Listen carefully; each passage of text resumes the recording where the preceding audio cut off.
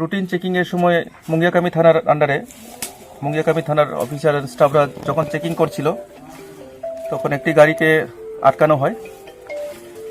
সেই গাড়ির মধ্যে ক্যাপের উপর থেকে 386 কেজি গাঁজা উদ্ধার করা হয় এবং তার সাথে আমরা ড্রাইভারকে অ্যারেস্ট করেছি এবং গাড়িটাকে আটক করা হয়েছে।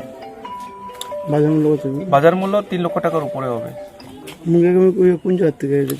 মুঙ্গিয়াকামি শান্তি হোটেল যে আছে এখানে বাজারের এখানে সিআরপিএফ ড্রপ গেট এর একটু আগে গিয়ে ওখানটায় আটকানো হয়েছে।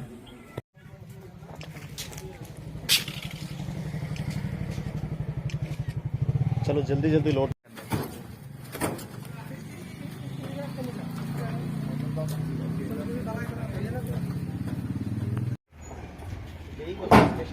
लेने का जरूरत नहीं है तो थोड़ा एक सीट काटता हूँ।